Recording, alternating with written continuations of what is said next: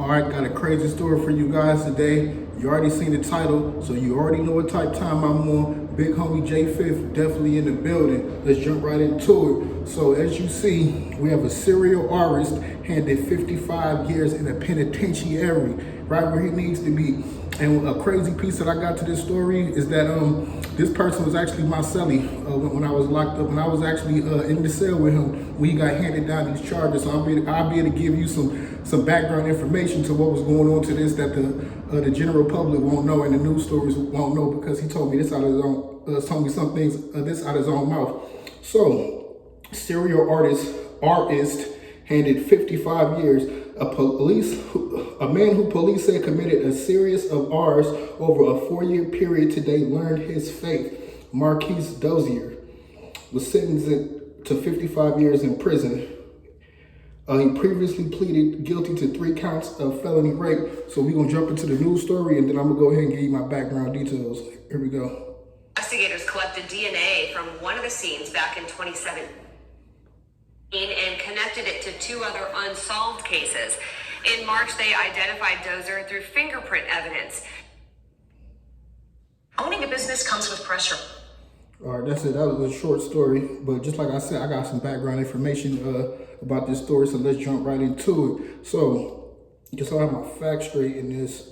So I believe it was, the number of women that he did this to doesn't matter. They said he pled guilty to 3, so we're gonna rock out like that. So this is what happened, and I'm gonna give you the backstory on it. Okay, so over a 4-year period, Dozier was pretty much going and unlock doors and windows and running in there doing women something in the worst way. You dig what I'm talking about? Messing, you know what I'm saying? Taking what he wanted, and then he couldn't get on his own.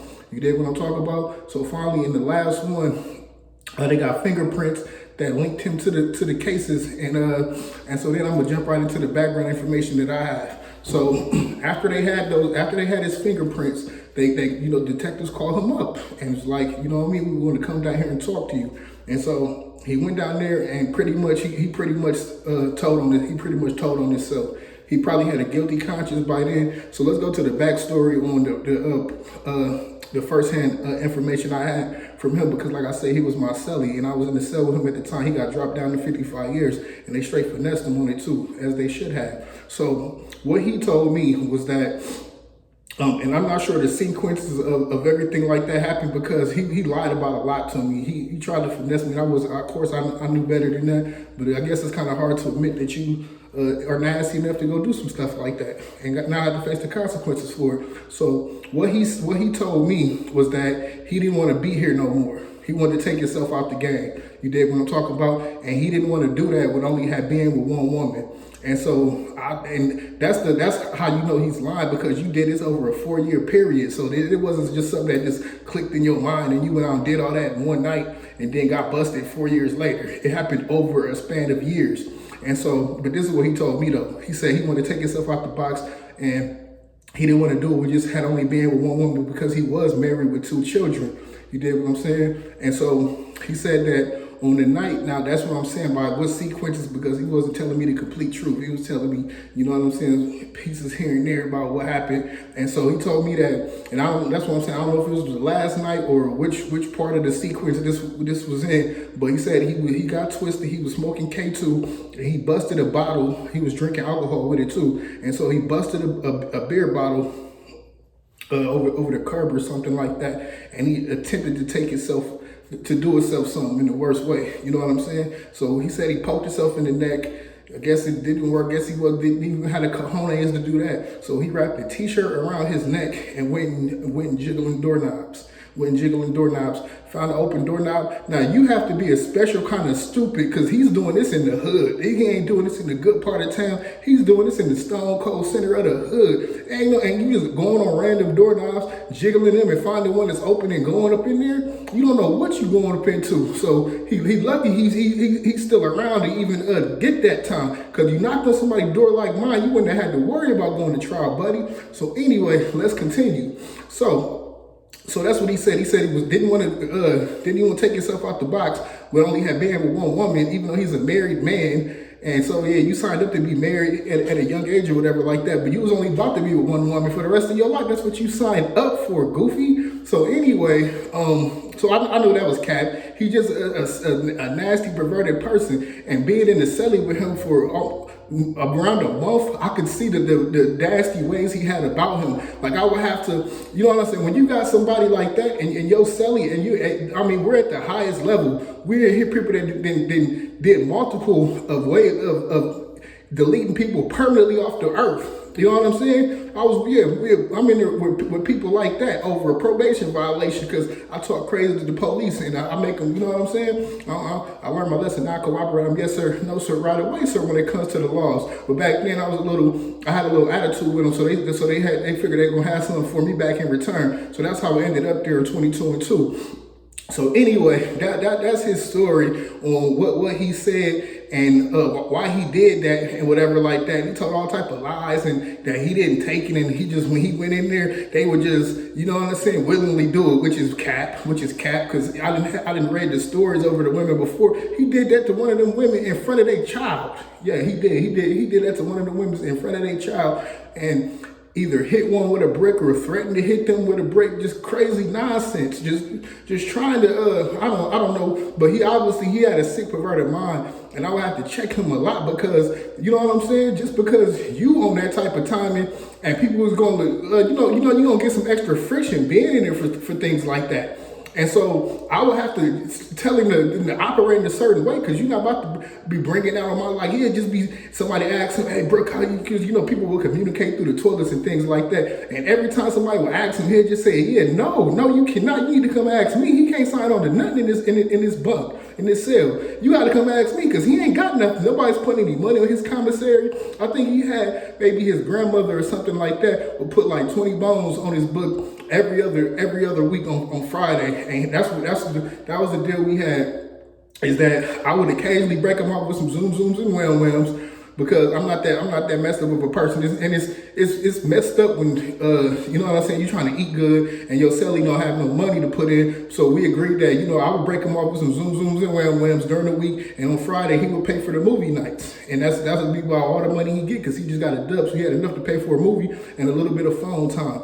But he would do creepy stuff like the nurses would be coming by doing sick call. He would be all out the window, you know what I'm saying, with his tongue out his mouth looking. I mean, man, go sit down somewhere, man. Quit staring at them like that. You know what I'm saying? Or I'll be on the phone with my girl. Hey man, she sounded like she like it was one time, I forgot what it was, but I don't know. I don't remember if it was, I had just got in there or whatever like that, but I needed him to call my girl for me. I needed him to make a phone call for me. And he was like, man, she sound like she look good. Man, give me the effing phone, dog. Quit worrying about, like, get your mind off of that for once. All this time you got over your head and you sitting around still worrying about being a whole creep. Knock it off. And so, but I want to give my condolences out to, everybody who was affected through his crimes. And, he did grow up with a rough upbringing. He did grow up in foster care, whatever like that. But that's no excuse for growing up. Everybody has trials and tribulations, that we had to go through as kids, but that's no excuse. You are, when you grow up and you're an adult and you get to make decisions on your own, you're responsible for your own mental health, and you're responsible for getting over whatever trauma you done went through and moving past it and becoming a productive member of society, not a weird creep like he is. But I'm gonna give you some more information on, you know what I'm saying, how it went bad for him already. It went bad for him already when he was in the county. So like a big thing in at least the county, I've never been to the penitentiary, don't know nothing about it, don't want to know anything about it. But being in jail, a big thing is that the newspaper. Everybody want to see the newspaper. Everybody want to know what's going on in the outside and seeing what's going on. And most of all, people want to know what's going on with all y'all, because everybody in here got a pending case. And when we on this high of a level, you're going to be up on you're going to make the news when you hit your court date or whatever like that. So everybody wants to read the newspaper. So it's a big thing. Now, while we only got 2 hours out, we want our 2 hours because we barely even get those. They lock us down sometimes for days, sometimes a week, without even letting us get out our time. So nobody really wants to get into any friction and get the block put in a situation where we're all gonna be locked down, not gonna be going anywhere. So everybody's pretty cordial for the most time, but of course it's always gonna be friction and people gonna get into it. And when you lock down, you can get into it with somebody over the smallest thing. So one of the homies was asking for the paper one morning, And you know, I see he had it, but he's at everybody like, you know, who got the sports? You know what I'm saying? You'd be like, y'all got the sports, bro. Give me a half hour. You know what I'm saying? I'll pass it out to you. If we lock down, I'll throw it under the door. You know what I'm saying? One of the trustees will pass it to you or whatever like that. So he's lying about whatever section of the newspaper dog wanted. And so when we get popped out again, he tried to hurry up and sneak it back up there. And dog seen it, and he just like, yo, you had the paper that whole time and you didn't say nothing, bro? So, you know what I'm saying? Like, now I don't know what type of timing he was on to where he didn't want to he didn't want to get into no action himself, but he put 3 trays on this man's head. And so, you know, when you lock down, there be certain trays that do be kind of cool. You can make some, you know what I'm saying? You get some rice and beans, that's cool. You can hook them up with some chicken and make you some bussin' burritos, make you some zoom zooms and wham whams or whatever like that. So a certain tray that people do want to get. And so they put 3 certain trays on bruh's head for not telling him that he had a newspaper in there. Now, this is my celly. I'm not about to you know, get into the middle of your business. You done got a whole tray put on your head on some weird shit. Like, who put them? I didn't know you could get a tray put on your head in the county jail, but obviously you can. So anyway, he had a tray put on his head. I think dude got moved off the block for anybody could claim that meal, but you know, some people's ready to claim that meal because of what he's in there for. You the slightest infraction gonna get something dead to you, and he is so goofy and blind to the fact, like, I'm not no big criminal, I know a whole lot about what goes on behind the walls, but I'm an attentive person, and it don't take a whole lot to see what type of dudes is on what type of timing. Whenever dudes get moved by a bunk, and they want to keep moving bunk to bunk with each other, and, you know, everybody pop out when they get their 2 hours, and they don't pop out. Okay, you know, you can get a 6 sense, you got a 6 sense on what type of timing these guys are on. And so one of those guys that was on that type of timing, you know what I'm saying, his bunkie whatever got moved out. He ain't got his time, so he got sent down south to the pen. And so yeah, soon as his monkey left, he came up to him, and y'all see he like, you know, we be playing cards or whatever like that, you know what I mean? We politicking when we got our time out and everything, and I see he always got him off to the side or whatever like that. And so he come back in the cell one time, and he's like, bruh said that he gonna be my cuff when we go down the penalty. He said, what that mean? I said, what does it mean when you cuff a girl on the outside, goofy? Duh, like he about to get cuffed, bro. Like shit. Yeah, like I don't know what type of, man, he's a very small, frail guy. He's not large at all. And it's not about any action. He doesn't want any smoke from anybody. I mean, he did. Matter of fact, after he got his time, the COs did him dirty because he used to put like some people want to be on that block because you like isolated, so can't nobody really get into you. So if you not even if you scared, but just if you don't want to be bothered and you just want to hurry up and do your time and you about to get out soon, and you don't want to be in the action in the mix of everybody, what everybody got going on. You want to be on that. You want to be locked down most of the time. You know what I'm saying? You still got one celly with you, and you still get to pop out for a little bit, watch a movie, whatever like that. The commissary is limited, but whatever, you still get commissary, you still get inside, outside, you get burgers, cheesesteaks, whatever, a couple times out the week. So he don't want to be out in population with everybody else on the regular levels. So he would do stuff like put a little spoon on his pillow every time they come do a cell inspection to get a violation to make him stay there. Man, after he got that time, boy, they took that spoon and threw that motherfucker away. They don't want to hear nothing about no violations. Oh, you going down? You gonna level down? Oh, you're going to level down, because when you're on that level for a certain amount of time and you don't have any violations, you do good, they level you down. And you can get more population, get out more, you know what I'm saying? Get more commissary, get to have different zooms and wham whams. So by the time my last week there, boy, I was in there by myself because the COs didn't want to hear nothing about you put them spoons and whatever type of tactics you try to use to get violations. They wasn't writing bruh up for anything. And so, yeah, that's the story of Marquise Dozier and how he did that to, I think it was 3 women over a 4-year period. But, we're going to end it with that. That's how they finesse him and put him in the gym, is that, you know, the prosecutor comes up and give you this plea deal to your attorney, and they give you a range of time. So they tell him you can get anywhere from 12 years to 55. Well, they hit him with that 55 after as soon as you plead guilty and make that sign that over there and go in there and say, yes, you did it. You ain't under no coercion or anything like that. Then the judge handed you down your sentence, and the judge gave him the maximum. He had, I remember it was like between 12. He's like, yeah, man, they gave me between 12 and 55. I said, whoa. ooh, that's a big range there. And yeah, he came back and they hit him with that 50 ball straight up.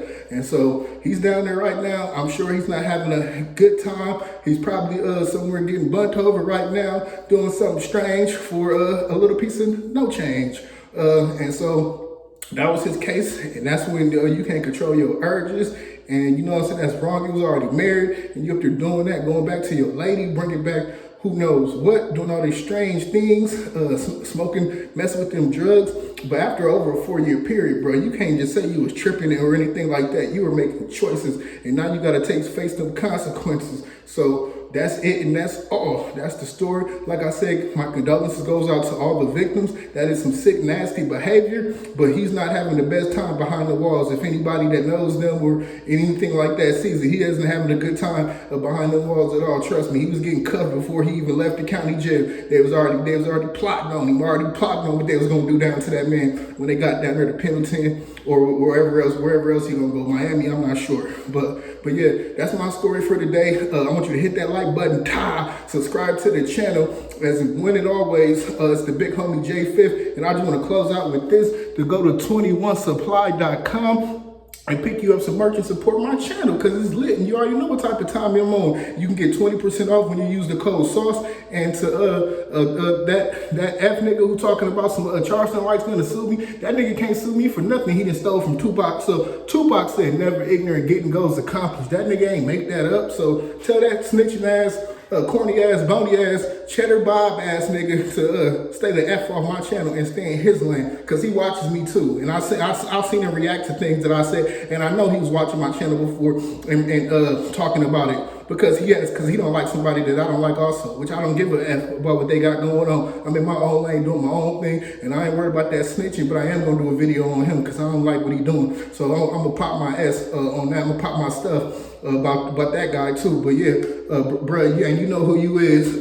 Charleston White ain't suing nobody because he can't sue me for some shit that he done stole from Tupac. So knock it off. So anyways, thanks everybody for watching my video. I'm about to come up with some more content. I'm a little busy today, or I would just keep shooting. I don't care, because I'm in an excellent mood. So anyway, everybody enjoy their Tuesday. Big homie J5th gone. Thanks for tuning in.